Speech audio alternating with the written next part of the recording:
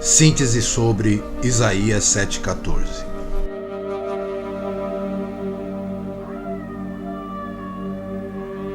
Texto original em hebraico.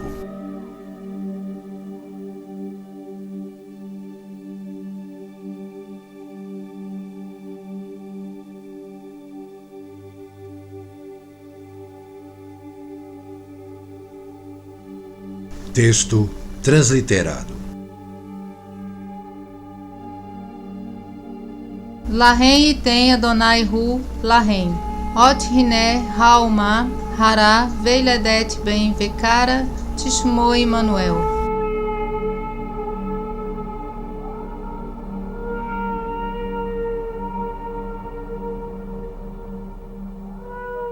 Texto traduzido para o português.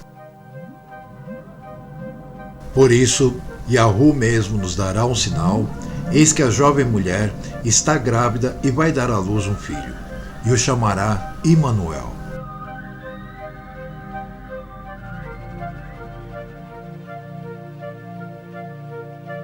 O texto é célebre. Essa formulação é bem conhecida. Trata-se do anúncio do nascimento do primeiro filho de uma jovem mulher. Para compreender o sentido e o alcance do texto em pauta, é preciso saber quem é o menino cujo nascimento se anuncia e o sentido do termo hebraico jovem mulher.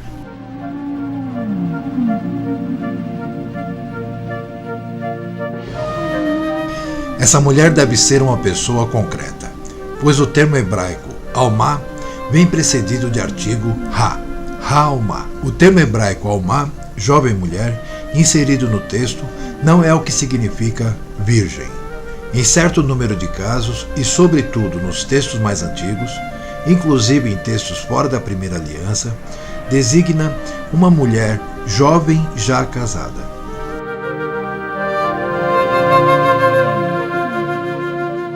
Nisto concorda o historiador Vamberto Moraes, doutor em História Antiga pela Universidade de Londres, quando diz: a palavra hebraica que se traduz como jovem é Alma, que ocorre em vários trechos da palavra de Yahu, com o sentido de mulher jovem, núbil, casada ou recém-casada.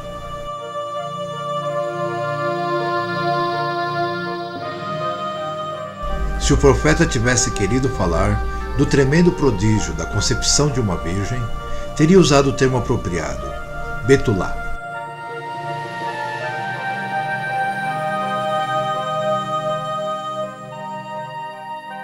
À luz do contexto do versículo, pode-se satisfatoriamente determinar essa que é chamada Ha-Alma, é a jovem rainha, assim designada antes do nascimento do primeiro filho. Nesse caso, o filho cujo nascimento é anunciado não pode ser senão o de Acás, o futuro rei Ezequias. Foi ele, com efeito, que sucedeu a seu pai no trono de Jerusalém, em Judá.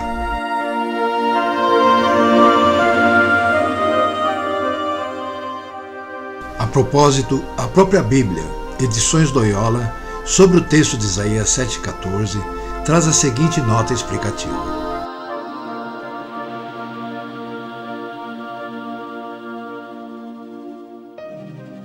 De modo imediato, todo este oráculo se refere aos acontecimentos de 735 antes da Era Comum e ao seu horizonte próximo. A jovem mulher é a rainha esposa de Acás. A criança a nascer com sinal de proteção divina é o filho do futuro sucessor de Acás, o piedoso rei Ezequias. A idade de discernimento da criança coincide, efetivamente, com a destruição do reino de Damasco e a devastação de Samaria em 732 antes da Era Comum.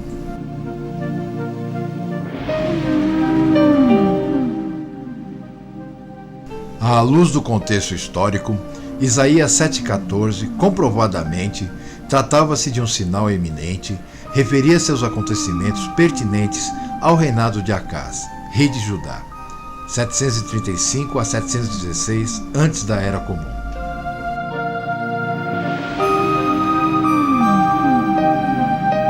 Isaías 7,14, bem como o nome Teóforo, Immanuel, representava um sinal e uma promessa de livramento. É o sinal da presença graciosa e salvadora de Yahu entre seu povo. Emanuel não era propriamente o nome que se devia dar à criança, mas sim o que essa criança representaria, o selo de uma promessa. Conosco está Elohim, significando que Yahu vai proteger o seu povo e consolidará a promessa dinástica, segundo de Samuel 7. Em meio à guerra, Ciro Efraimita.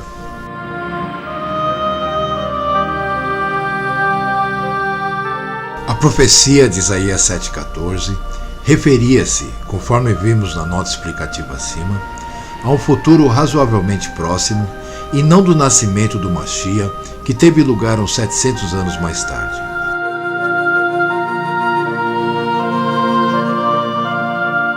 O exegeta J.M. Assumendi, professor do Instituto Católico de Paris, responde: alguns séculos mais tarde, a tradução grega chamada dos 70, Septuaginta, traduz o termo por partenos, que quer dizer virgem.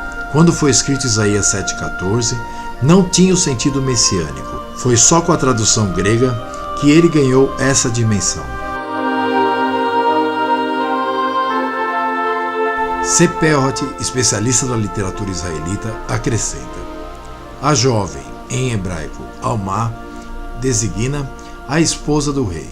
A linhagem de Davi não se interromperá e Ezequias, filho de Acás, consolidará a promessa davídica.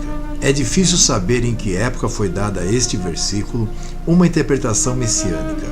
Mais difícil ainda é saber por que a tradução grega dos 70, desde o século II antes da Era Comum, traduziu o termo Alma por partenos, a virgem.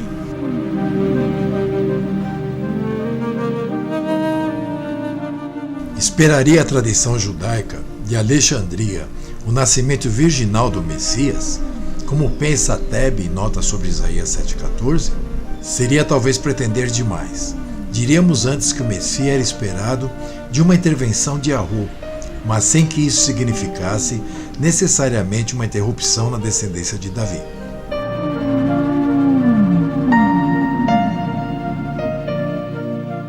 Finalmente, a Bíblia na linguagem de hoje, da Sociedade Bíblica do Brasil, conclui dizendo: o uso da palavra virgem, em Mateus 1,23, vem da tradução grega Septuaginta, da Primeira Aliança, feita uns 500 anos depois do profeta Isaías.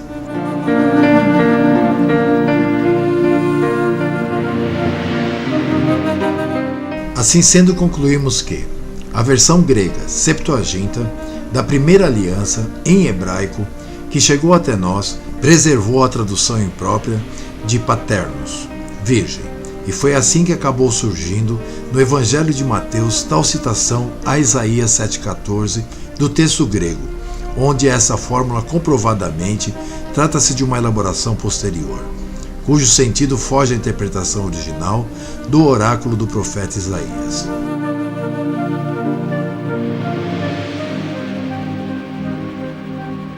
E a Bíblia Edições Vozes corrobora com essa afirmação, quando também em nota explicativa sobre Isaías 7,14 declara: jovem mulher, em hebraico Alma, trata-se provavelmente da esposa de Acás.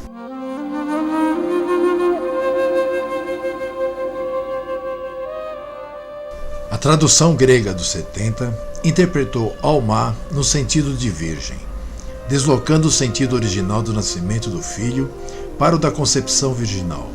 É nesse sentido que surgiu em Mateus 1, 22, 23 a aplicação do texto de Isaías 7,14 à concepção virginal de Maria.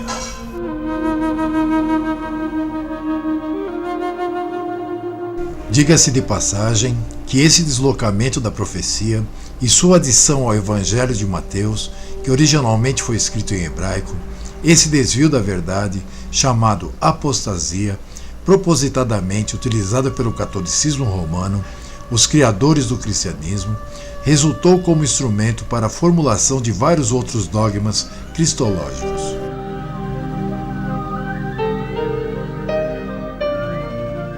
Citamos aqui especialmente o dogma da pré-existência, divindade e encarnação do Verbo, onde através da concepção virginal de Miriam, Maria, pelo Espírito de Santidade de Yahu, assim sendo elevado o Jesus da cristandade, a segunda pessoa da Santíssima Trindade.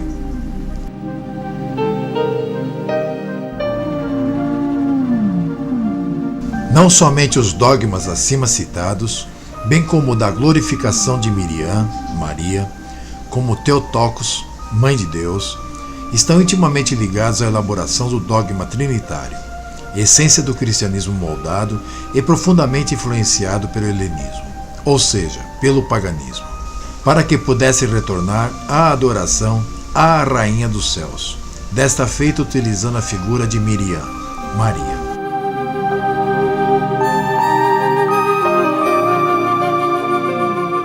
Será que não havia para os tradutores gregos ou helenistas um termo próprio para traduzir jovem mulher, Halmah, em hebraico, constante em Isaías 7,14?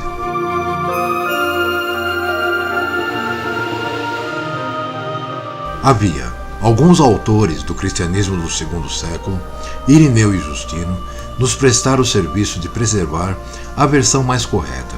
Eles nos dizem com indignação que nas versões gregas das Bíblias usadas pelos judeus, a palavra usada é neanis, mulher jovem sem acepção à virgem, e não partenos.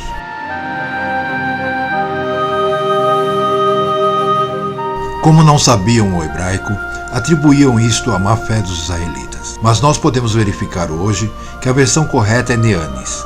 E este não foi o único caso em que autores da cristandade, ignorantes do hebraico, deturparam ou mesmo interpolaram versículos da primeira aliança para ler neles supostas alusões ao Mashiach.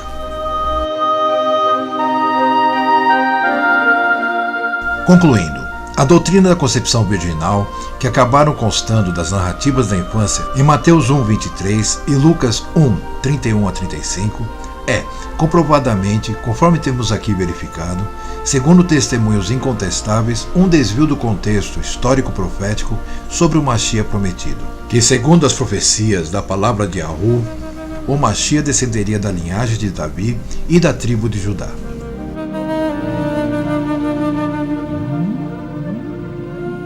O próprio Mashiach endossa sua descendência davídica, quando triunfantemente faz a declaração que está em Apocalipse 22:16. Eu, Yahushua, enviei o meu anjo para vos testificar estas coisas nas congregações. Eu sou a raiz e a geração de Davi, a resplandecente estrela da manhã.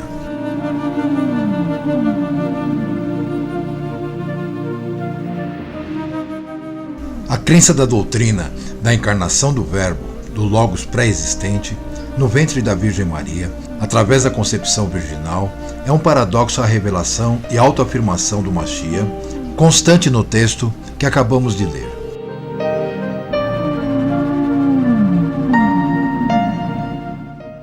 A ideia do nascimento virginal nunca foi originada da profecia hebraica, mas foi introduzida na doutrina bíblica de fontes pagãs, pelos fins do primeiro século, e tornou-se acreditada devido ao influxo de convertidos dos povos pagãos, influência grega, que achavam nessa ideia uma correspondência com suas crenças mitológicas anteriores.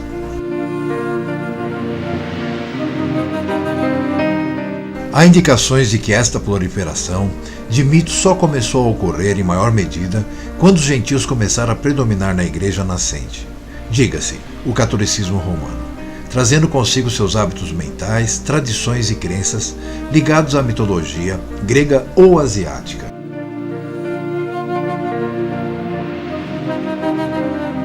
Enfim, se o cristianismo superou os cultos gregos, romanos e asiáticos, também absorveu conscientemente algumas de suas crenças, adaptando-as à verdadeira doutrina bíblica, a doutrina dos profetas e dos apóstolos do Mashiach, de modo a se tornar irreconhecível aos convertidos do povo israelita, a Israel de Yahu.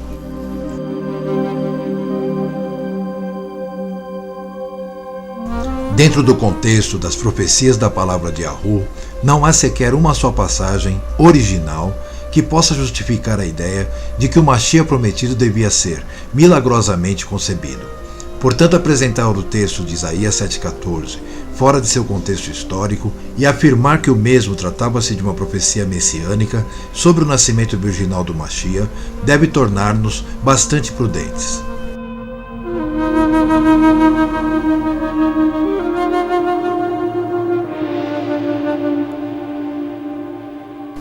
Realmente, meus irmãos, assim como pudemos observar nesse estudo, não está contido na palavra de Yahu o nascimento virginal do Mashiach. Eu sei que muitos vão estar dizendo que eu sou herético, muitos vão estar indo contrários a isso que eu coloquei. E podem até dizer que o que eu disse, o que eu escrevi na verdade, durante esse vídeo, não tem cabimento. Mas vamos fazer o seguinte: na semana que vem eu estarei fazendo um outro vídeo, a parte 10, onde estaremos analisando cada versículo deste livro de Isaías, no capítulo 7. E vamos ver historicamente do que ele fala realmente. Estamos chegando próximo, já são 16h40. Estamos chegando próximo ao pôr do sol, logo estaremos no 7º dia. Então quero desejar a todos um santo 7º dia e que fiquem em paz e estudem a palavra de Yahu sem se apegar àquilo que Babilônia colocou dentro de suas mentes e que você não quer deixar sair. Shalom.